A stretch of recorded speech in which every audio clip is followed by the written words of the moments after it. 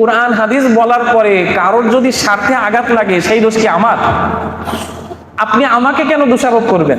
কোরআন হাদিসে যেটা আছে, আমার কর্ম যদি কোরআন হাদিসের বিপরীত হয়ে থাকে, আমি এর দ্বারা ইমাম সাহেবের পরে, খতিব সাহেবের পরে ক্ষিপ্ত হব না, বরং তার জন্য আরো দোয়া করব যে আমার ভুলগুলোকে তিনি চোখে আঙ্গুল দিয়ে দেখিয়ে দিচ্ছেন। আমার ভিতরে এই অপরাধগুলো আছে, এখন এই অপরাধগুলো যদি আলোচনা না হয় তাহলে এটা কি কোরআন হাদিস থেকে নিষিদ্ধ হয়ে যাবে? এগুলো কি রহিত হয়ে যাবে, নাকি বিধানের জায়গায় বিধান থেকে যাবে? আমি যে অপরাধী এটা বললেও আমি অপরাধী, কেউ যদি আমাকে নাও বলে তারপরও আমি অপরাধী। সুতরাং এখানে মনে কষ্ট পাওয়ার কি আছে?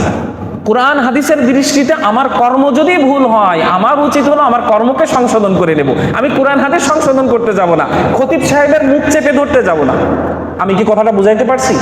খতিব সাহেবের মুখ চেপে ধরলেই কি কোরআন হাদিসের ওই বিধানগুলো রহিত হয়ে যাবে? আমি কি ওগুলোকে বন্ধ করতে পারবো? আজকে এই মিম্বার থেকে আলোচনা হবে না, আরেক মিম্বার থেকে আলোচনা হবে। এখানে মসজিদে আলোচনা করতে দেবেন না, বাহিরে এটার আলোচনা হবে। আলোচনা চলতে থাকবে, কারণ এটা কোরআন হাদিসের বিধান। আমি যদি আমার এটা বিপরীতে চলে যায় তাহলে বুঝতে হবে দোষটা আমার, কোরআন হাদিসের দোষ না।